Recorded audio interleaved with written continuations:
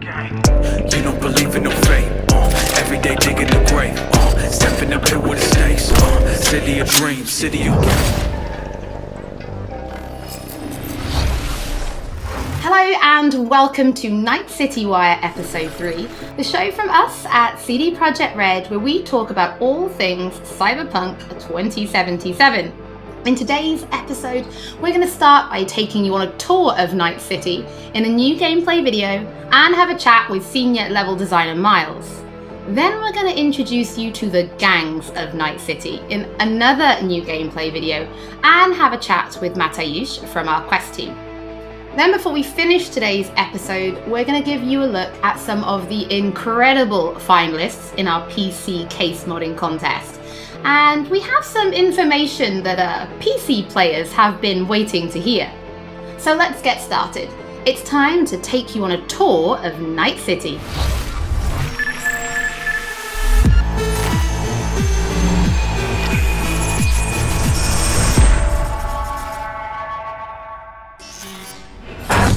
Oh my god, Juanita here. Today's news is Nova Max. Hi there. New to Night City? It's not so bad here. How we feeling today? Cause I feel amazing. The food. The Thai on 7th and Haywood. The pierogies down by the docks. Our home.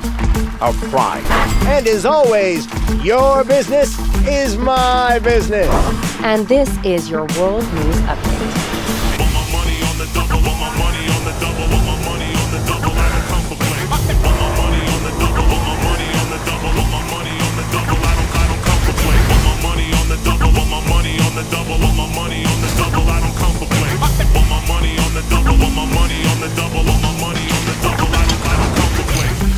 Endless possibilities and endless lies.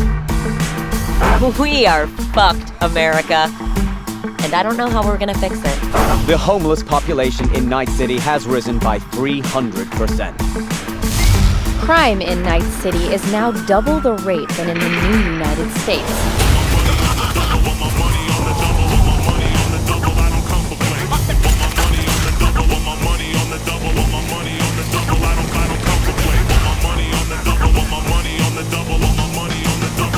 You want to be some kind of hero. But that's a fight this city won't let you win. On your own, you're fucked.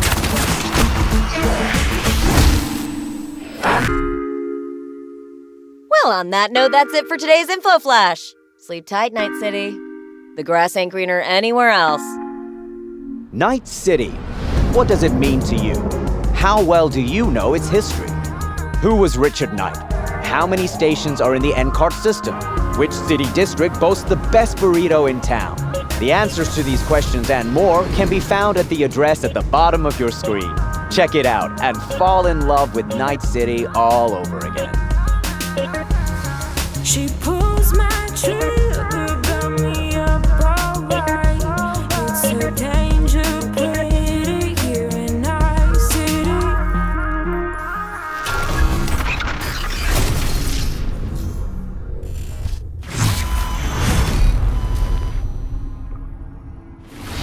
Well, since Night City is one of our stars of this episode, there is actually quite a lot to talk about. So let's start at the beginning. How did Night City come to be? Because yes, it exists in the world of the tabletop, but how do you take that and make what we've got now? Well, yeah, as you can imagine, making a city that is as big and complex as Night City is quite the ambitious project. First off, we sat down and we were really considering what is it that we wanted to do with Night City. In a way, Night City is the star of Cyberpunk, right? It is one of its main characters. We wanted to make a city that is very, very believable, right? I mean, the word immersion gets thrown around a lot, but really, we wanted you to be able to dive into it and feel like this is a real place. And then secondly, we also wanted to provide enough variety between districts so that exploring Night City would always be fun, right? There's no point in making a city that is all same-ish and, you know, it doesn't really matter where you go because once you've been through one district, you feel like you've been through all of them. So for that, we first off started taking a look at the real-life geography that Night City is located on, and that would be on the coast of California. Knowing that Night City would be a coastal city gave us a bit of insight into what we would expect from the city layout. You'd expect the port, you'd expect huge industrial areas that would facilitate this kind of trade that you would assume a city of this type would have with the world. And then we went through and actually divided the city into several districts, 6 of them, and some of them are based on the original lore. We decided to give their own characteristics in terms of architecture, their demographics, the kind of people that would live there, and also the function within the city. Each of these districts in turn we divided into further sub-districts, which we further characterized using the more grand theme of the larger district. This process, I think, has resulted in a city that feels quite alive, has a lot of character, where each district feels like its own distinct zone without feeling separated from the larger picture. And that results in something that allows the player to easily navigate even the complex concrete jungles of Night City simply by looking around and always having a rough idea where you actually are. But Night City is clearly so different from anything we've ever created with The Witcher. Can you give us some idea about, or some insight into just how big and like how densely packed Night City really is? Yes, so I'm not exaggerating when I'm saying that Night City is easily the most complex thing that I or the others have worked on. The city is super organic, right? It's not like a chessboard layout, but the layout of the city is crazy, and you can tell that it grew in phases, right? Where buildings have been built on top of each other, and I guess the mega buildings that we have showcased are a great example of this. You'll actually see that they are located on some kind of pillar, you know, and then expand outside and then up high into the sky, and underneath it you'll have space for other buildings. This yields a lot of interesting experiences when it comes to exploration, and that's the one thing I'm most excited about for players to experience. We've been saying that our exploration is super vertical, right? But what this really means is that it changes the way you explore the city. Compared to our previous games, you won't be able to easily set out on a target in the distance, right? You won't be able to say, oh, there's a castle on a hill over there, I'll try to get there, and then you'll be lost on the way. But here it's much more intimate, much more moment to moment. You might be roaming the cities and get a call by your fixer who informs you about a job nearby that you might be able to do, right? Or you find an alleyway and you walk down one of the many alleyways that the city has to offer, and it's always a surprise. You don't know if you might stumble upon some gangers hanging out that are up to no good. Sometimes, and these are the moments that I often get surprised with, you'd even stumble upon the odd elevator that is meant to connect parts of the, you know, different layers of the city. And it's quite astonishing sometimes to see where you come out when you enter one of these and, you know, find that, oh, this is actually how it connects to the world. That's crazy. And now I'm here, and now I know there's a shortcut that I can take. And again, this all serves to really enhance this sense of wonder that we all come to love from open world games, and the whole city is built to cater to that.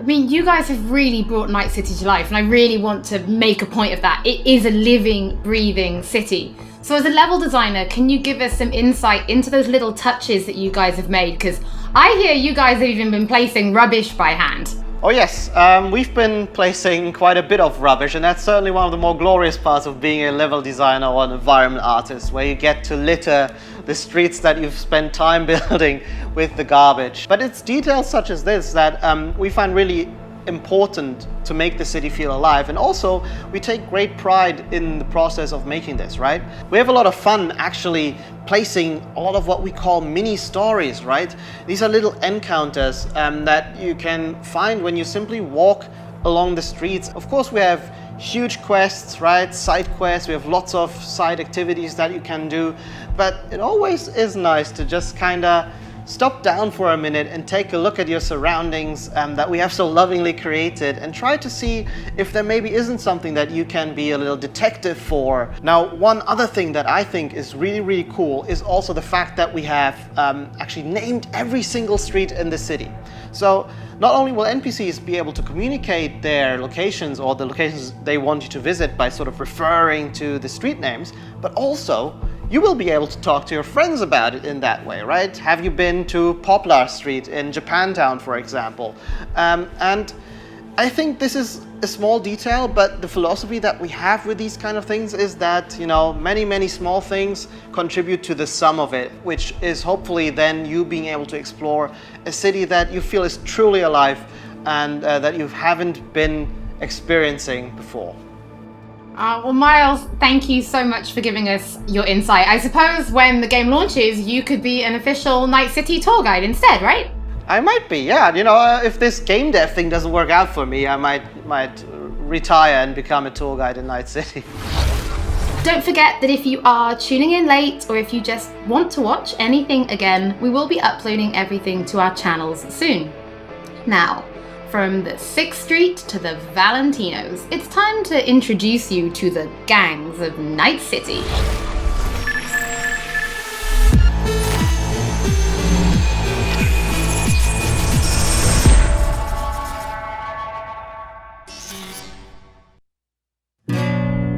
You know how things work in Night City?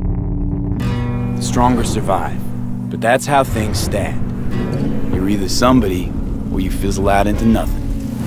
Then C ain't a city that lets you get by without buddies. Be very careful, my friend. We are all so far from home. Which gang's the city's biggest and baddest, according to the NCPD? Scavs hold the body count title. Or Maelstrom, depending on the season. One time, a Maelstrom ganger killed a young kid right in front of my eyes for shits and giggles. Chrome-sucking psychos. And who the fuck are you to say what can and can't be? I'm gonna introduce you to our meat grinder. About time we had some fun! Think Maelstrom never forgets? Never! I hate these Borg fuckers. Just a gang like any other, right? I'll take the Valentinos.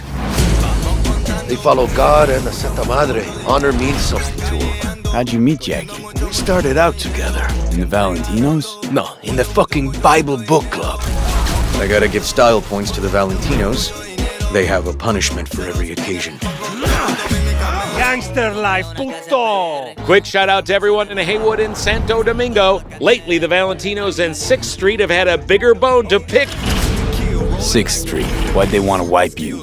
I don't, can't fucking stand Tinos. Fucking suck! I've dealt with 6th Street before. We do the run, they'll transfer the cred. Come on, let's go before 6th Street shows up. Shot! Any more Second Amendment fans in the house, huh? Hate those bastards. Vomit lofty patriotic bullshit all day. Time to bring on the future. Any idea how many attacks from behind the Black Wall we neutralized? If the Voodoo Boys breach the Black Wall, we'll all be fucked. Voodoo Boys? Urban myth, I thought.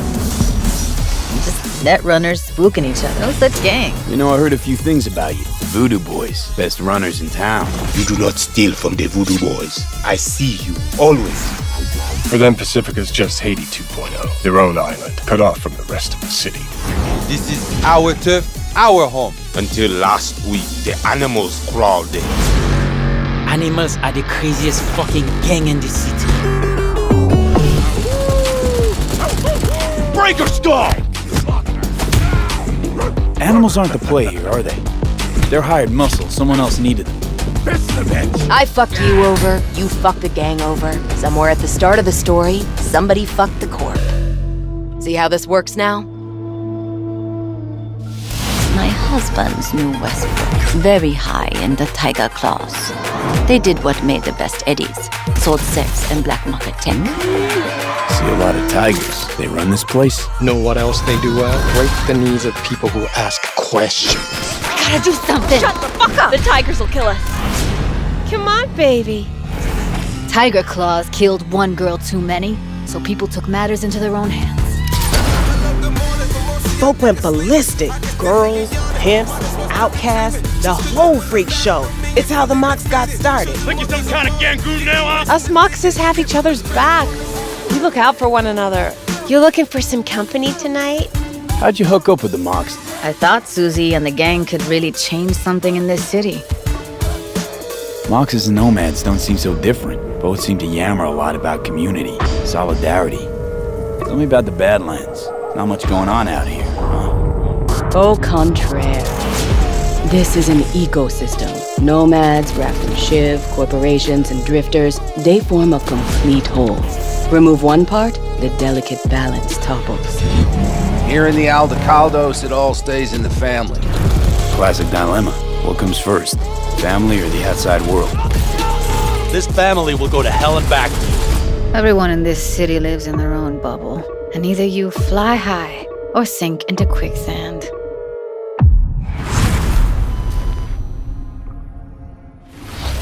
Mateusz, thank you so much for joining us. I have personally been really excited to give people a closer look at the gangs. We've shown a little bit on Twitter, but their styles are so distinct. Yes, I enjoyed them a lot as well in our game. I think they're very cool. But let's start then with the kind of role that they play, because gangs really do play a prominent role in Night City, correct? Yes, definitely. The gangs, they rule the streets of Night City. You know, they have the newest cyberware, they have the newest weaponry, and they are really a power that everyone needs to take into account when they are thinking of operating in Night City. You will encounter them as you explore the city, of course, but also as you complete main quests, side quests, different jobs for the fixers. Sometimes you might even get hired by them. But then, I suppose everybody's thinking then, can you join a gang? Well, V is a merc, and mercs of Night City are this unique, distinct group that stick mostly to themselves, right? And they get jobs from a variety of factions. They can get jobs from corporations, they can get jobs from gangs, they can get jobs from different kind of like influential clients. Because of this, nobody will ever trust a merc to be one of them, right? And the gangs are no exception here. They are looking only for like people that they know will be loyal to them, right? And that they will fight for their cause all of the time, not just some of the times when it's profitable to them. So because of this, V will mostly stick to the afterlife. And the afterlife are this group of mercs, this legendary group of mercenaries in Night City. They get the best jobs, they get the most money, the best clients, and so on. So if you want to become a legend in Night City, you are going to the afterlife. So we've obviously mentioned distinct style then, so does that mean there are kind of special gang-themed weapons and items and clothing for players to find and use? Yes, definitely. There are different vehicles that you can drive, for example. There are cars, there are motorbikes. Then, of course, there are different pieces of clothing themed after gangs. There are weapons and so on. So yeah, definitely there are things to look forward to. I suppose as somebody who's spent as much time as you have kind of getting to know the gangs, I have to ask, which is your favorite and why?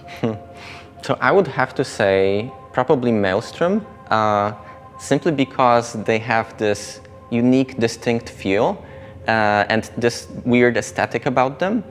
So the idea about Maelstrom is they are people who want to cross the boundary between the machine and human, right? They are changing so much of their body with cyberware that they no longer look human, really. On top of that, they are also very unpredictable. It's very difficult to say what they will do at any point when you meet them. At one moment, they can be shaking hands with you, and at the other moment, you know, they will pull gun out on you, and they bring in this element of chaos into the game, which I really enjoy personally. Oh, Matty, thank you so much for joining us. It's always interesting to learn what your favorite gang is. I think it kind of tells me a little bit about you. Oh, does it? What does it say about me? Well, we'll talk about that later. But for now, before we wrap up today's episode, we asked people to show us their creativity and design a PC case mod, Cyberpunk style. Our panel of judges selected 5 finalists and we teamed them up with professional case modders to bring their concept to reality.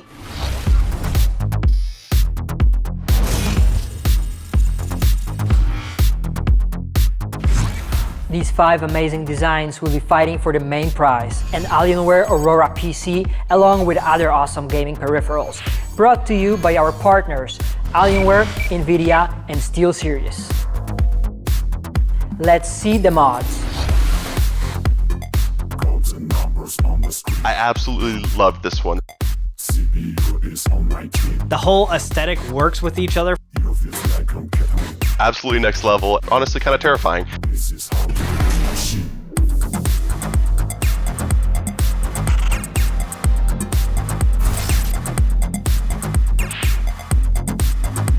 Exactly the type of thing I would expect to find at a trade show. It really looks like it could have come straight out of the game.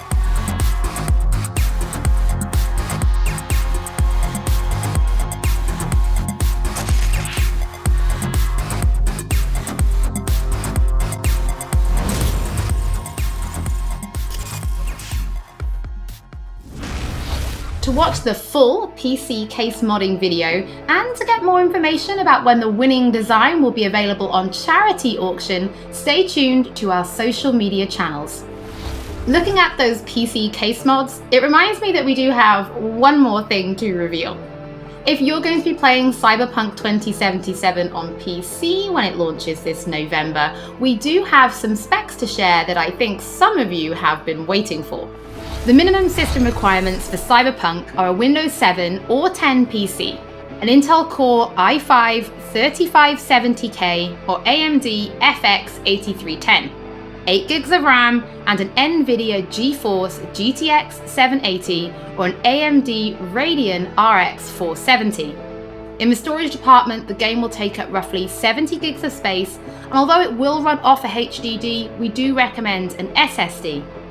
As for the recommended specs, you're in the green if you're rocking Windows 10, an Intel Core i7 4790 or AMD Ryzen 3 3200G. 12 gigs of RAM, and an NVIDIA GeForce GTX 1060 or AMD Radeon R9 Fury. Thank you so much for joining us for episode 3 of Night City Wire. Don't forget that if you've missed anything or if you just want to watch again, we will be uploading everything to our channels shortly, and we will be back soon with episode 4.